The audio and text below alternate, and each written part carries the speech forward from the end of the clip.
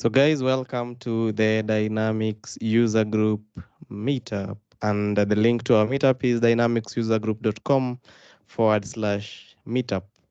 So Dynamics user group was, it's a community that encourages connection and it's empowering education that was founded in 1995. And it is the industry's longest running independent Microsoft Dynamics community.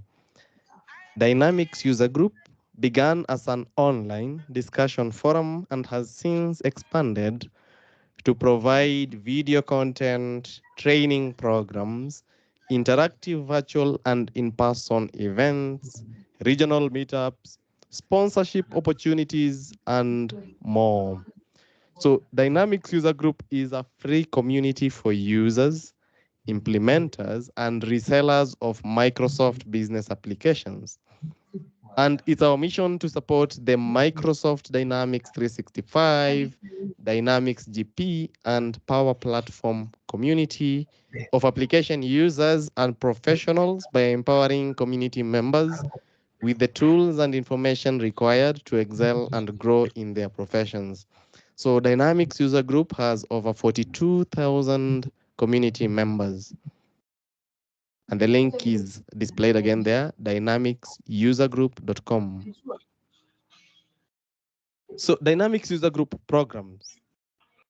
You can become a Dynamics user group member for free and access the broad spectrum of programs designed to build community. Kindly mute the person who is.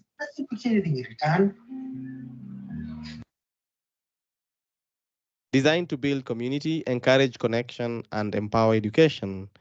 And so the kind of programs, they are free online discussion, free online open discussion forums, free virtual year-round product content, DynamicsCon live in-person event, the regional meetups for anyone to join, similar to the one that we're having here, solutions and services for ISVs and partners, DynamicsCon virtual event, on-demand training classes for field-recognized Microsoft experts, on-demand conference session recordings, and more.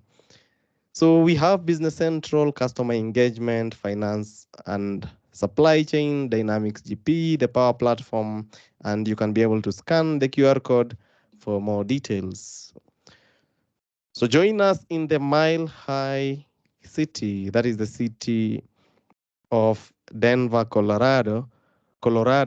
So for the DynamicsCon Live, which will be in May 2024, from the May of 13th to the May of 16th, 2024.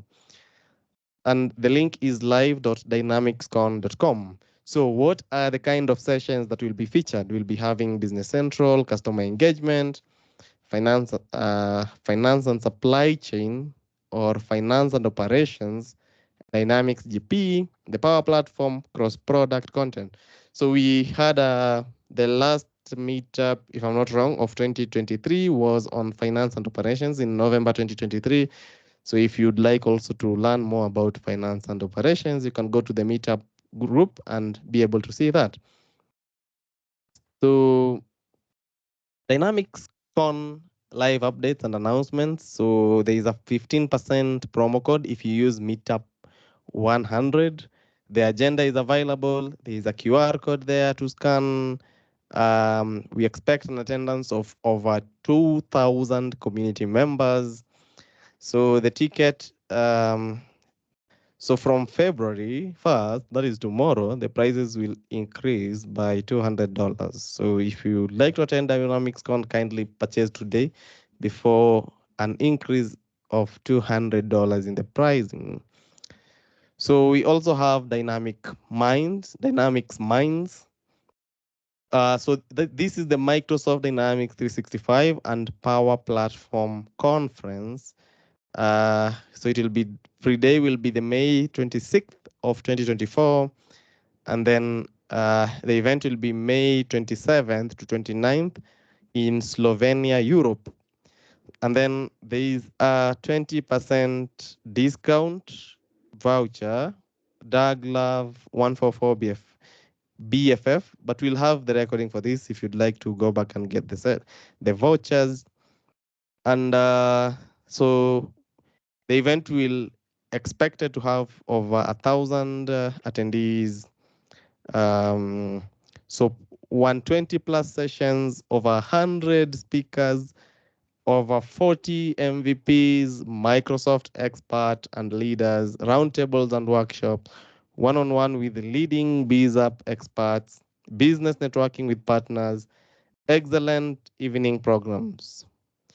So the session submissions are open up to April 2024, and it will be featuring educational sessions on Business Central, customer engagement. Okay, this is now for Dynamics Con Virtual, which is in November 2024. Remember the virtual now, we can be able to submit our sessions by, it will open in April 2024. And we really encourage us to try and submit sessions if there's something that you can be able to showcase to the global community, or you can share some knowledge. At least it gives you an outlook to the global community, and based out of these technology areas, you can be able to submit a session. And there'll be also, this is a highlight of the February meeting for Dynamics user group, similar to the one that we are having here. And if you go to the Meetup and you look at the Dynamics user group, don't restrict yourself to the meetings that we organize. You can also be able to join other meetings and be able to learn more. And our mantra is always to skill up. All right. So as part of our monthly meetups here at Dynamics User Group Kenya, we'll be looking at Power BI today, and I'd like to invite Chacha, who is one of the leaders of Dynamics User Group Kenya, to invite our speaker.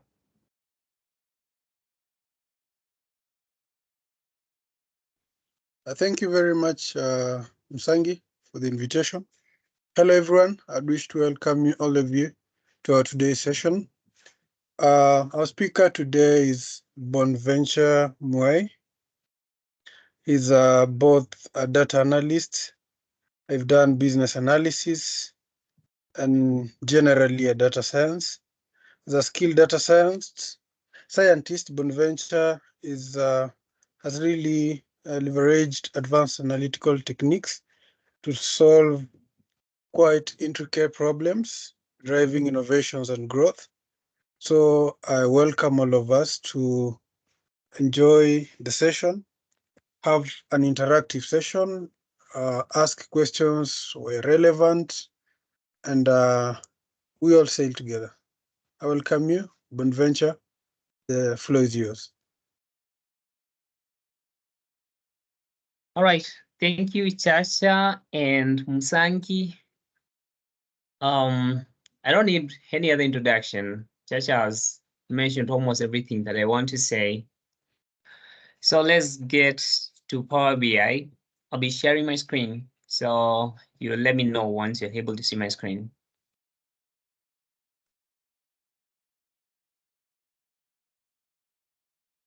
All right. Visible. Okay, great.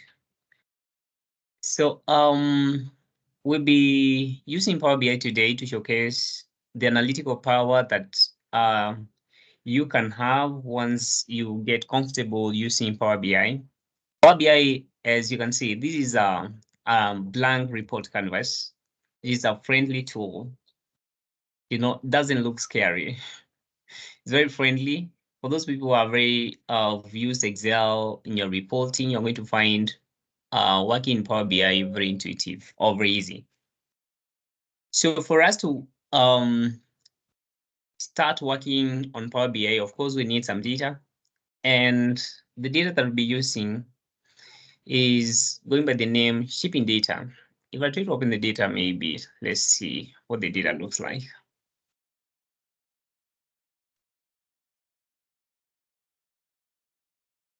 So this is the data. And I chose this data because this is a generic data based on what is happening currently, especially on the field of fintech, e-commerce, B2B, B2C, you're going to find almost this data everywhere. Where you have sales ID, orders, some order date, some shipping down to some countries, categories of whatever items were sold, their item price, their costs, and their quantity. So this is the data that we'll be using. I'm going to close this so that we import the data into Power BI.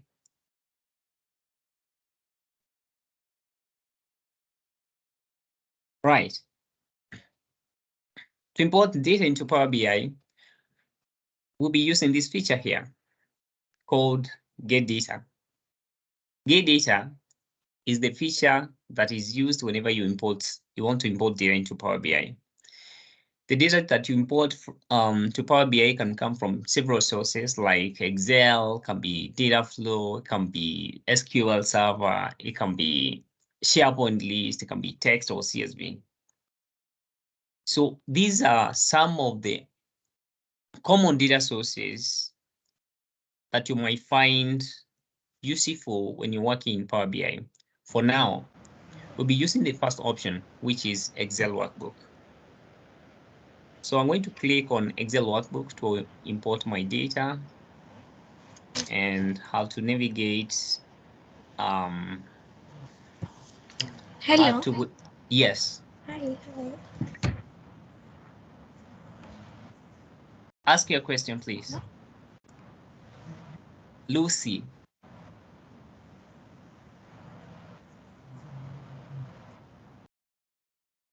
Okay.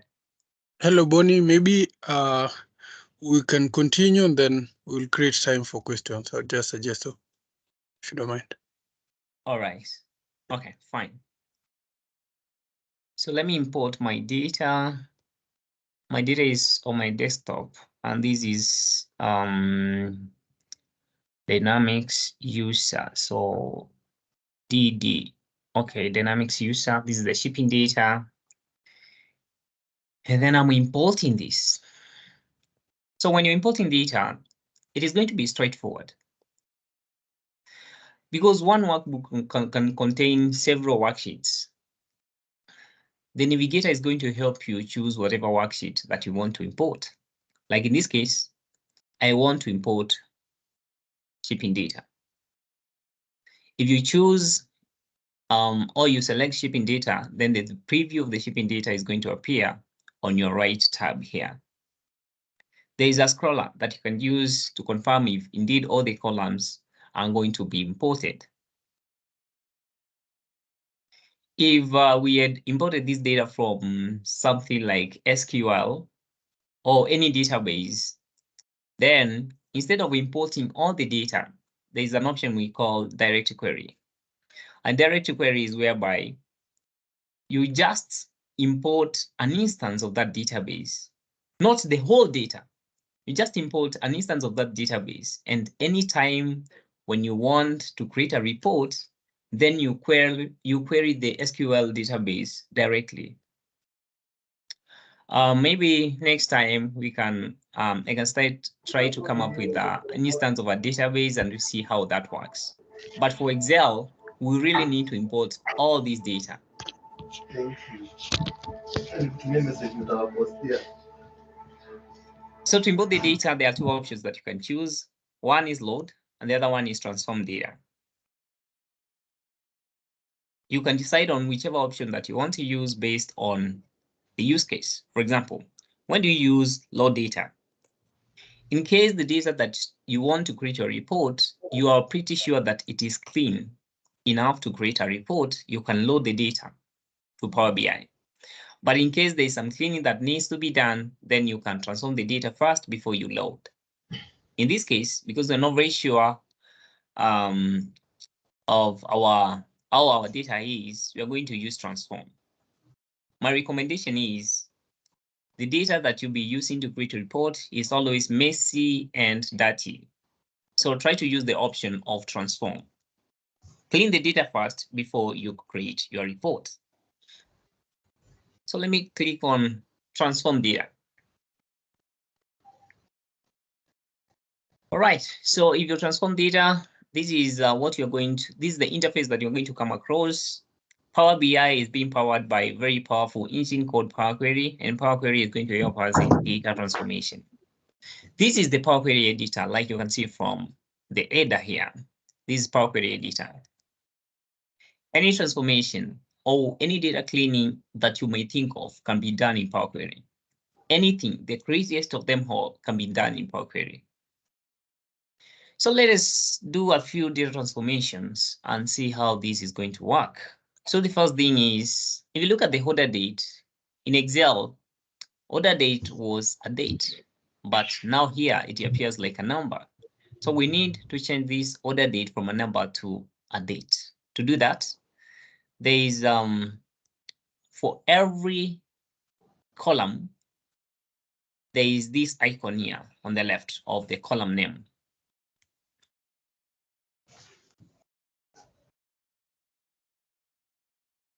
So that's all right. So that icon can help you to change the data type to the desired data type. So for example, in this case, I'm going to click on the icon, which is now a number because you can see 1, 2, 3. And I want to change the data type of this column to date. I want to add a new step, and look at what happens. Our order date is now a date. I'm going to use the scroller to confirm if everything is indeed okay. And of interest to me is to confirm if item price is indeed a number. You can see it is a number.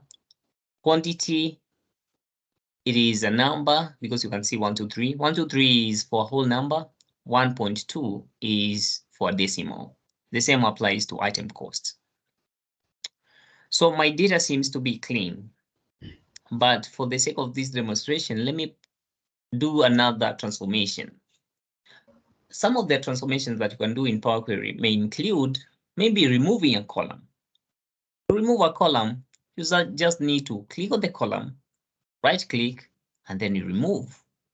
For example, I've just removed the sales ID. Any transformation that you do in Power Query is going to be recorded as a step. And these are the list of steps that have been applied so far. So for example, this was the first step, and these steps are applied sequentially. The way they are arranged here is the same way they were applied. So we started from taking the data from the source. We opened the navigator to choose our sheet. And then we changed the type for date. We also changed type for some columns like quantity. And then eventually we removed a column by the name state ID. In Power Query, there's no undo. Wow, that's crazy. So if there's no undo, what happens in case you do a mistake? In case you do a mistake, it is very easy. There is an X on the left of every applied step.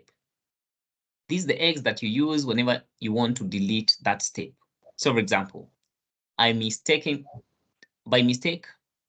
I removed sales ID and I want to have the sales ID back. So I just need to delete that transformation.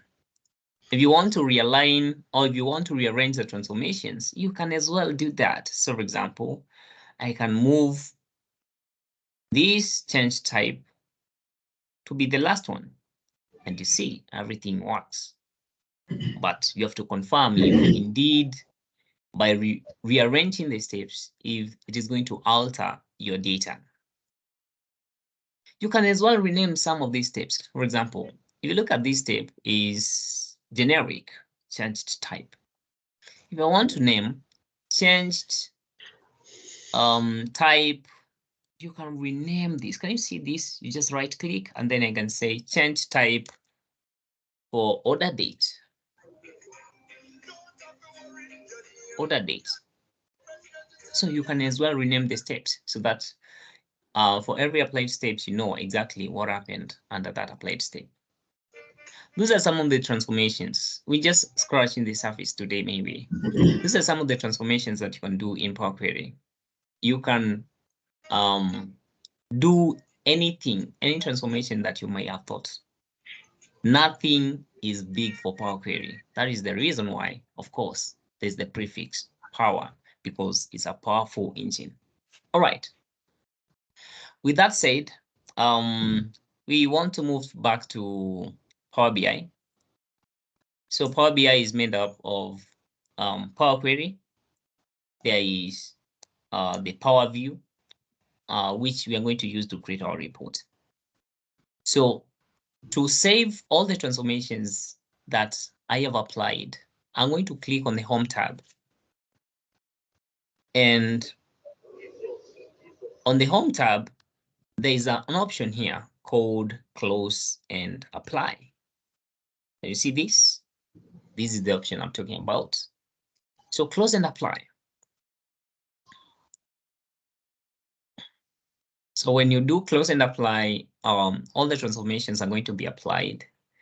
And you can see they are loading and all the rows are here. So still nothing has changed. Although we have our data, but how will we confirm that the data is now in Power BI?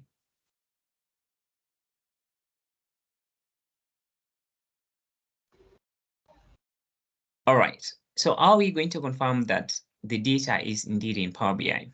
In Power BI, there are these tabs here. Let me take a minute to explain the tabs. The first tab, this is called the report canvas or the report view. And this is the view that we use whenever we want to make a report. There is the second one. This is called the table view. I typed them here.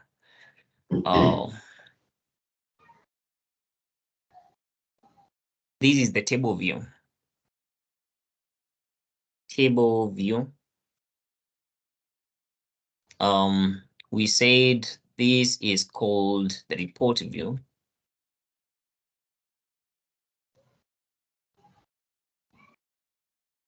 And lastly, this is the model view. So this is the model view.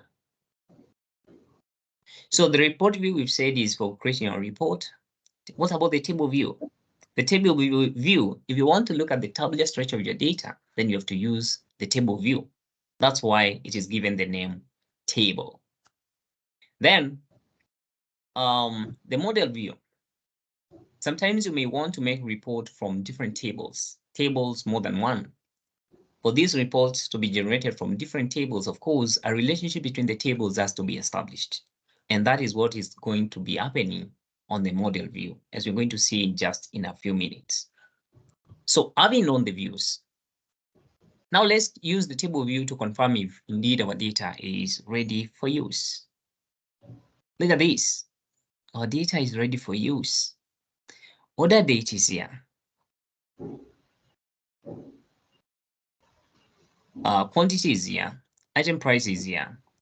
But one thing I'm noting from the order date, still it is not, the date format is not correct. So it means I deleted that transformation. So to go back to Power Query, you just need to click on the data, then edit query. That is important. Then come back here. You have to select order date to be in form of date. And then I had a step that is well, close and apply. Good. Now we look at the order date. It is indeed in the form of date. Now, let us move to the model view. And the model view, or what we can see is one table, which is the shipping data. Below the name of the table, there are a list of columns that appear under shipping data. But what kind of a report are we really looking for? For you, before you start creating your report, then you should have at least the metrics that you want to be tracking. Generally, and this is by default. For any good sales report, like whatever we want to prepare here, time is of essence. Somebody said, without time, we don't exist. So we may want to apply some time intelligence functions to our report. So for example, if somebody asks you, okay, I can see this year we have this amount of sales. What about last year? Then it means you have to use time intelligence functions to get the sales last year. What about sales last year at the same time? It takes us back to the same spot. You have to use time intelligence functions to answer that question. So in short, for whatever report that you're trying to create, if at one time you'll have to answer questions based on time, then it is prudent that you have a separate date table to take care of that. There are several ways of creating date tables, but the most appropriate one is using DAX. DAX stands for Data Analysis Expressions. I'm going to show you template that I use, and I think Chacha is also going to share with you the template that I use to create the date table using DAX. I'm going to open the template. You don't have to understand what it means, but it is simply what you need to do is just use it. So this is the template. This template was developed by a guy by the name Radakad. So shout out to this guy. He's doing an amazing job in the field of Power BI. So I'm going to copy everything. Control A, Control C to copy. Very easy. All right. So I'm going to go back to my Power BI. And this time around, because I want to create a date table using DAX, I will have to do it on the table view. So I click on the table view. On the table view, there are a number of features that you can use, among which is creating a table. And this is what we wanted, to create a table. Look at that. So let us click on create new table. And by default, this table can be referred to as date or can be referred to as calendar. Copy whatever DAX that you copied from the template. So everything is right here. So let me remove the name date again so that you don't name this table 2 times. So you click enter, look at what happens. Wow, we have an error. Oh, this is so disappointing. But in short, what this is trying to do is, there's an explanation here. And the explanation is, whatever is having this red, it means that is the line where the error is. Line number 4, it is trying to set the start of the year. And line number 5, it is trying to set the end of the year. So in case I don't even understand anything, I can simply delete whatever is here. And I want my years to start from maybe 20. Oh my, okay. I want my years to start from maybe 2019. Have I typed this? 2019. Great. And I want my maximum here to go up to 2024, which is the current year. So I can simply type 2024. Press enter, what happens? And we have a date table. That was easy. So let us try to scan through the date table. So the date table is containing date, is containing month, is containing year, is containing month, year, name it. Anything that you may think of, even week offset, month offset, quarter offset, anything that you can think of is right here. But before we make use of this date table, of course, one thing has to be done, which is the date column has to be in the format of date and not date stroke time. That is very important. That is the backbone of all this. The date has to be in the form of date and not date/time. So it is important that you change this from whatever it was, date/time to date.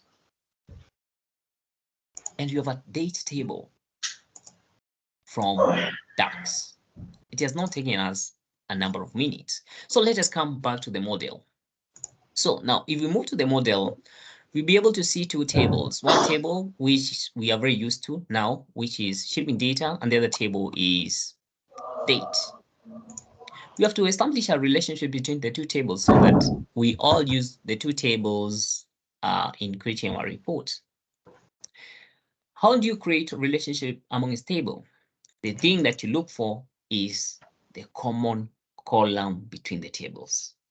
Let me help you to do this. In shipping data, there's a column by the name order date. So you see this column, order date. This is the column that we're going to use to establish a relationship between the shipping data and the date. So let's do that. To do that, all what you need to do is grab the order date, drag it, and drop it where we have the date on the date table. Look at that. We have a relationship. There are several types of relationships, which we can discuss for about an hour or so, but I just want to give you a very good tip on how we can be able to do the relationship. Whenever relationship you create, there are two things that you should look for. One is the direction. This is the direction. And the direction is the direction of filtering. This is how information will be able to flow.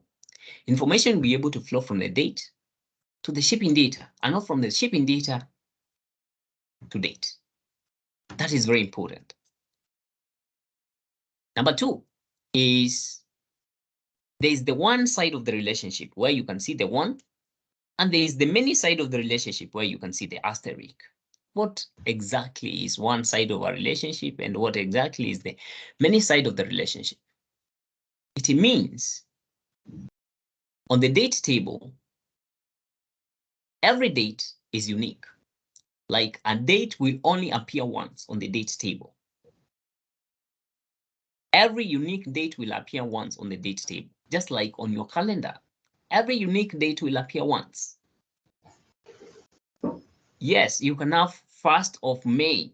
You can have 1st of July.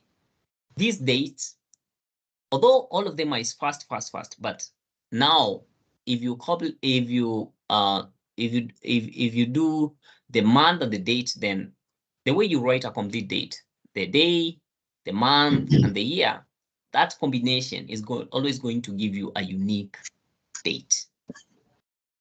So here in our calendar, every date is unique. But because in one day, you can have so many orders, that is why you have the asterisk here. One day appearing on the date table, that day may have correspondence many rows on the shipping data. That is why we have the asterisk. So in a nutshell, one shows the one part of the relationship. The asterisk shows the many part of the relationship. Remember our objective. Our objective before we started this session was, let us create a compelling report where we can be able to generate some good insights. So we've ingested the data from Power BI, from Excel. We've done some data transformation. We have done some modeling, that is establishing the relationship. We have also seen how to create a date table, but our objective was to create a report or a dashboard. So we are not yet there. To create a dashboard, of course, we'll have to do it from this blank canvas here. We're almost there. So to create our report from this blank canvas, a couple of things needs to be done, among which one is we need another table. Oh my God, we need another table. I know you're asking yourself, what for? We'll be generating measures here. Measures will be the dynamic aggregations that have specific characteristics like branching. So for example, if we want to get the sum of quantity. In that case, we use a measure. To be specific, it is an explicit measure. So let me get a quick table. There's a way you can generate a table from here. Enter data. So you can enter data here, and you can name your table, maybe measures. This is the table that is going to be a placeholder for all our measures. So let me load, because no cleaning is needed for that table. And our table is right here. All right. So let us create our first measure. Our first measure is going to be cells. How do you get the cells? Given, okay, fine. Let's check the table again. On this shipping data, how can you get the cells given the item price and the quantity? Cells. It is going to be quantity times item price, and then you sum. The same to costs. Costs times quantity, and then you sum. So let us create those two measures. So right click a new measure. And our new measure, the first measure is going to be total cells. Let me total cells. And total cells is going to be, I'm going to use SumX. SumX is some kind of an iterator where you can sum and still perform some, still do some expressions on the same table. So for example, in this case, the data that we're dealing with is shipping data. We want quantity, which is shipping data quantity multiplied by our item price. So if I just say item price, you see it is right there. So one thing that you're noting is I'm not typing everything. I'm just trying to type a little bit of what I want. And then Power BI is giving me suggestions. The ability for Power BI to give me suggestion, it is using a special feature called IntelliSense. Like Power BI is intelligent enough to know what you want. So that is my first measure. I'm going to format it correctly. So I want the thousand separator. I also want one decimal place. And that is my first measure. It is going to be housed under measures underscore. Let me create the second measure, which is going to be total costs. And total cost as well, I'm going to use SumX, which is an iterator. I'm using the shipping data, quantity times costs.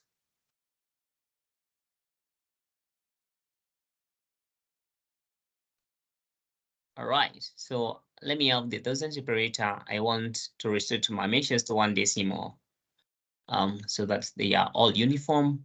And lastly, it's not lastly, maybe, yeah, let's create another measure too, which is going to be total or shipped quantity.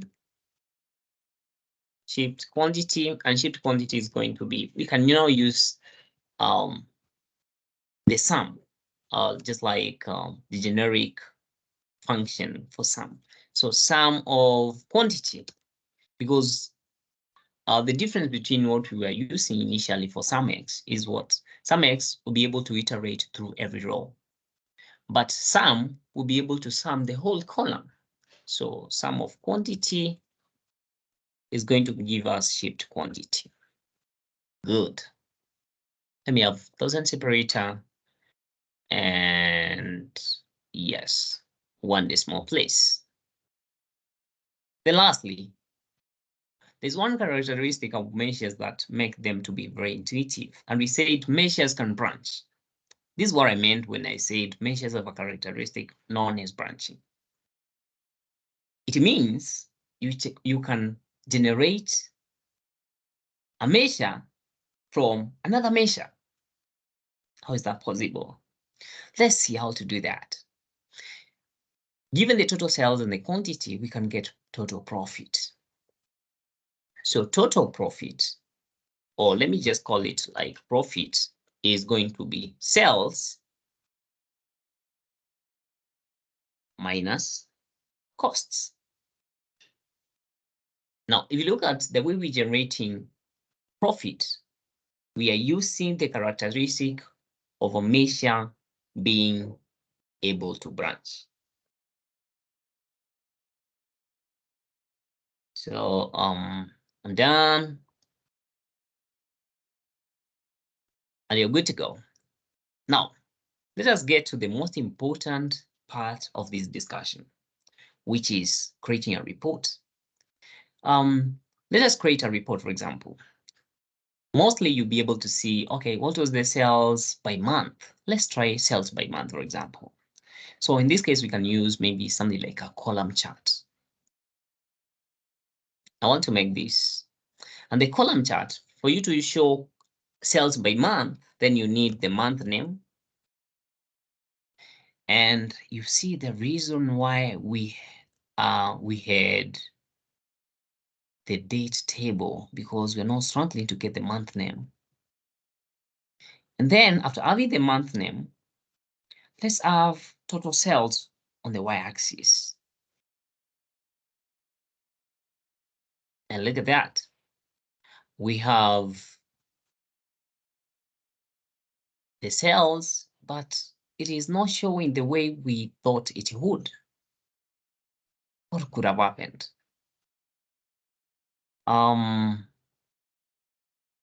Let's have a look at the shipping data, for example.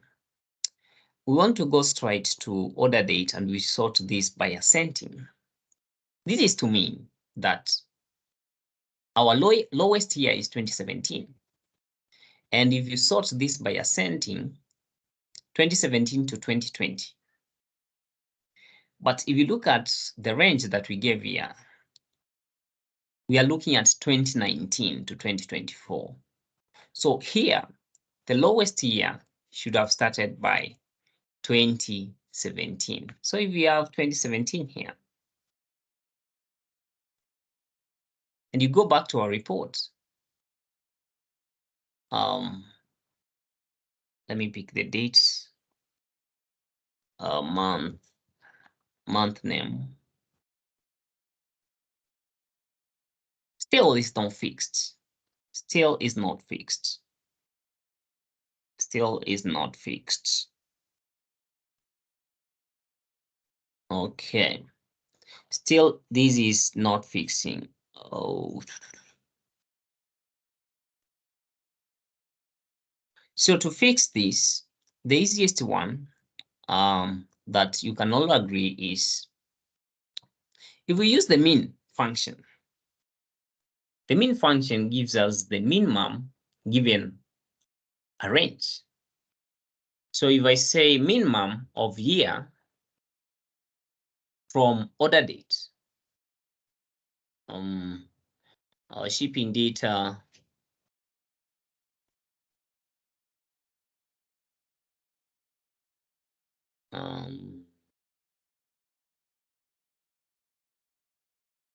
minimum of shipping data,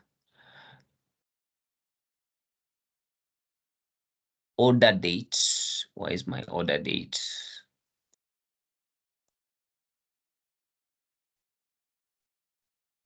Shipping data, order date, the order date, I've seen it here. And because it's min, we need to close by 2 brackets.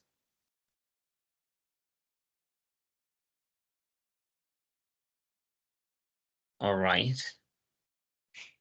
So we need the mean year. I think that is working. The start date in the calendar function cannot be later than end date. Okay. So the end date here, we use the max function. And we're using max function of shipping data, order date, shipping data, order date. Then we close. Now we have our calendar stretching from 2017 all the way to 2020. 20 to 2020 31st. And if you move to our table, you can see now our report has started taking shape. That means having the right configuration for your date table is very important. All right, so that is done. If I copy paste this visual, for example, if I copy paste this visual and I put it here, the next thing that you want to see is maybe total costs or total profit by month. Total profit. I need to get the profit, which is here by month. But once you do that, you realize another mistake. Oh my God. And the mistake here is, you can see December is starting, and then it looks like these months are arranged alphabetically. So that is something else that we need to sort. All right, let's come back to the date table. And we're looking at month name, which is here. But if you look at this table, which we said is almost all inclusive, there's also another column called month. So if we take the month name and we sort it by the month number, that is going to be sorted. Let's try. Month name, you click and then sort this by month. Now let's go back to our report and we pick back month name. Month name. Yes, it is working. It's starting with January. Let's do the same thing here with month name again. And you can see it is starting from January. So we are good to go. We can have slicers, like a slicer right here for the year, maybe so that you're able to slice using different years. For the year, you just have to search year. And I want this to be drop down. So for example, if I'm looking at 2017, you can see these are the sales in 2017, and these are the corresponding profits in 2017. You can go to 2018. Wow, we are making a good report. Look at how dynamic it is. One more thing. This can be good for a startup, but sometimes why should you be replicating the same chart over and over again just to show month by another metric? Maybe we can condense all these to one chart and we make it so big so that everyone should be able to see the chart. And instead of showing or by total sales, we can have a dynamic value here. How do we do that? We can use another aspect called fields. Parameter fields will enable us use measures as slicers. So let me just have metrics here. Or what you need to do is come to your measures and just drag them. You start with the total sales, total costs, and profit, and then you end up with quantity. We'll have all these as slicer. Create slicer. And you wait. Wow, look at this. We have slicer for metrics. But now that you're able to choose the metric from here, and we want all these to be sliced, to slice this month, then if you look at the table, there is this measure here that you can use. So have a look at this. Now, whenever you click on total sales, you see total sales by month name. You click total cost by month name. Total profit, same thing. How cool is that? And you can change the year here. So just using one chart, and then the one chart can be sliced and diced using different measures. That was possible by use of parameters, especially field parameters. So just a brief preview. We started by ingesting the data into Power BI. We did some data cleaning using Power Query. We moved to Power BI, and on the Power BI we did modeling using the model view. We created our first measures, and before creating the measures, it was important that we create a table that is going to order those measures so that our measures do not scatter everywhere. Then we started creating our report on the report canvas, after which we made it possible to use one chart that is sliced and diced by measures using parameter fields. Wow, any question?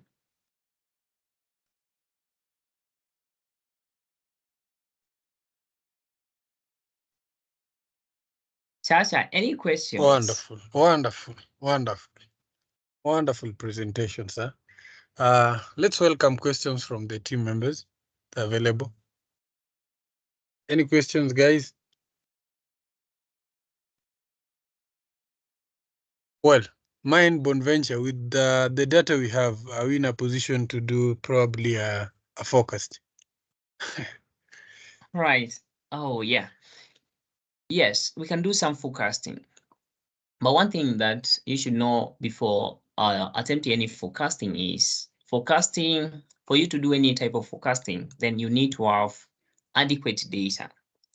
Forecasting here is when we are trying to try to predict what is going to happen to the future.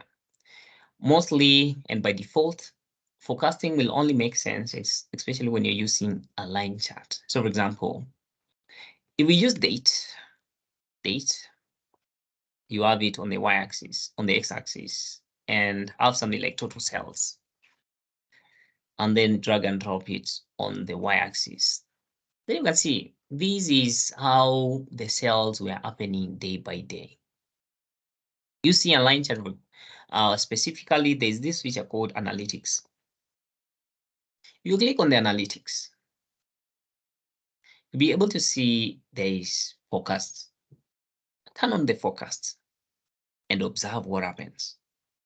Then you can specify what you want under the forecast. For example, do you want to be forecasting years, or do you want to be forecasting days or hours? In this case, let me say I want to forecast days.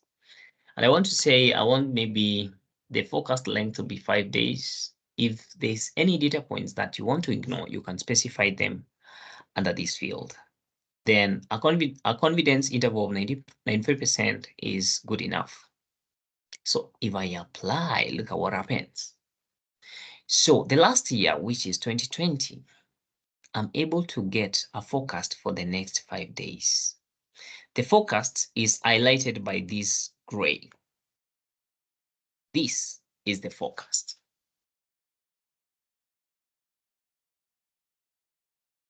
Have I answered your question, Chacha? Wonderful, wonderful. I think my question is clearly answered. All yes, right. someone speaking.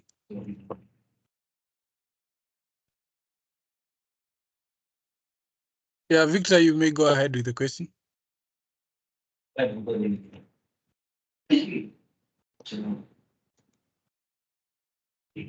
Sorry. I had my Muia muted by mistake. We can't hear you clearly, Victor. Consider, maybe you can type the question. Sorry. I had my mic unmuted by mistake. Okay. Bonaventure, you've gotten what Victor is asking? Oh, it's about I think his mic. Okay. he just unmuted by mistake. That is what he's trying to say. There's a question from Fred Mbai about he needs probably to touch a little bit on licensing, the Power BI licensing. All right, on Power BI licensing. Okay, so for you to have the Power BI desktop installed, you don't need any license. But after developing your report, you have to share your report with stakeholders. Anyone you share the report with needs to have a pro license for that person to be able to consume your report. For the report to be shared, you need a Power BI service account. Power BI service account is like Power BI on the cloud. Still for that, you also need the Pro license. So in short, for a developer, you can develop whatever solution that you want on your desktop. But to have this solution on the cloud, there are some trial versions that can go up to 30 days. But to properly do that, you need a Pro license. Now that you have a Pro license, for you to share the report with other people in your organization, those people also need to have Pro licensing. I think a Pro license costs around $10, $8 to $10 per month per user. So you can do the math.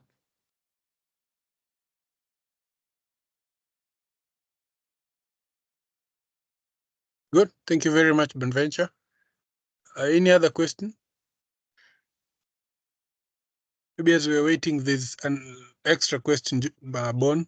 Maybe I'll ask, do we have on-prem Power BI? Because I've heard you mentioned about the Pro license, which I believe it's cloud-based. Do you have any, Yes. if we have probably a client who needs all their data on-prem? Then last question. If, for instance, a client approaches you, needs Power BI, and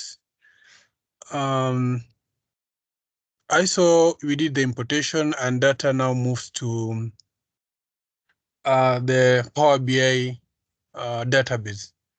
How secure is that data, probably? All right. So yeah, thank you, Chaja, for your question. But so Microsoft has got systems just to make sure that your data is secure. One, I will start with how you share the report. When you're sharing the report, if in case there's some data that you don't want to be seen by other people, you can apply what we call RLS. RLS is raw level security. I'm going to give you an example based on the data that I was handling. This data contains sales for different countries. There's Kenya, there's Uganda, there's Tanzania, there's Rwanda. If I'm sharing this report with individuals whom I want them to see the data for Kenya, I can apply a role level security and limit these people to data only for Kenya. That is one way in which your data is secure. Two, when the data is getting refreshed, it has to go through something we call a gateway. A gateway is some kind of a software that you download from Microsoft. And the data updating or refreshing goes through that software to make sure that your data does not go through any third party that is going to leak your data or expose your data to people who don't need to see that data. So there's the issue of the gateway, and there's the issue of RLS when you are sharing your reports.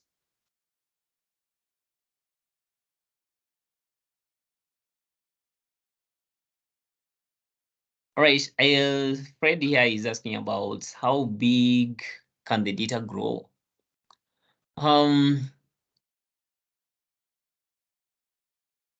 Is the data is this data sitting on Dataverse? All right, so the data can grow as big as, I don't know how big. With this issue of cloud computing, you can see any data, at least you'll be able to manage it on Power BI. If the data grows so big that it takes a lot of time for the visuals to show, then you can use an option that I said called direct query when you're importing. And direct query here is, you're not importing the data to Power BI. You are simply connecting the data to the database to your Power BI. There's some connection between that DB and your Power BI.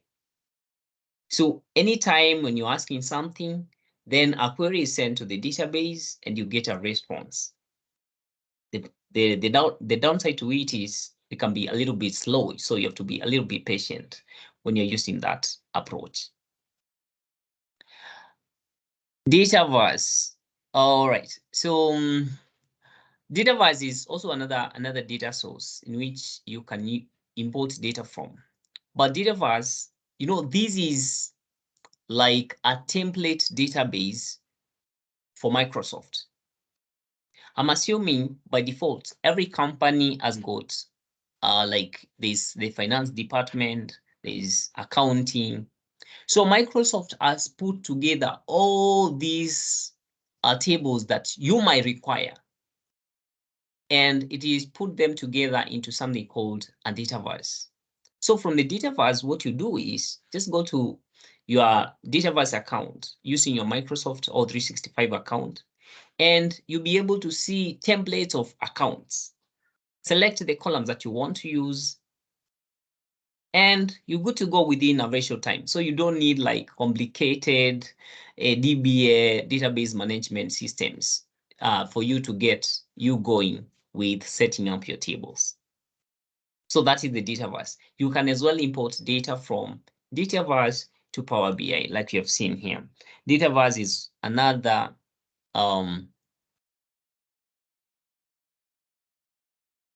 if you click under this data hub, you can see whatever is here.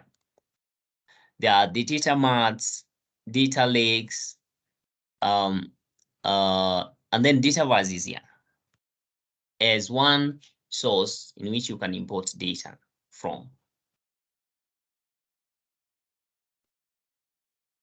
Oh, thank you very much.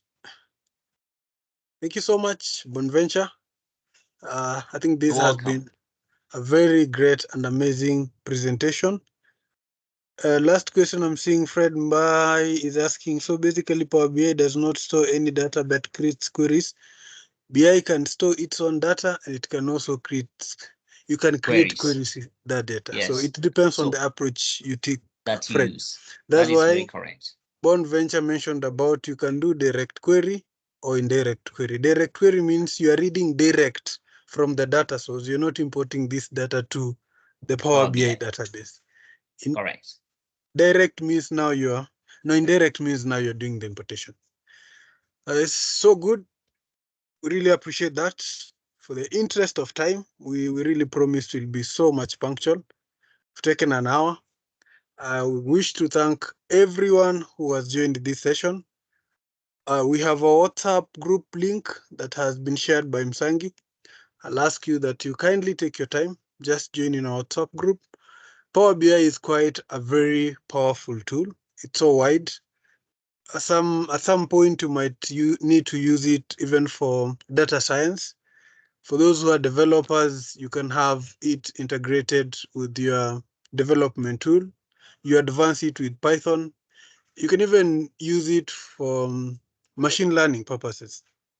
Integrate machine learning, and there is much and a lot that you can achieve with Microsoft Power BI. This was just a basic introduction, which Bon has really presented it quite well. And so I'll request all of you to join our sessions. If you have an issue, you need any other questions, you can raise them there. You need to reach Bonaventure. Bon, you can share probably LinkedIn, your Twitter, your whatever there.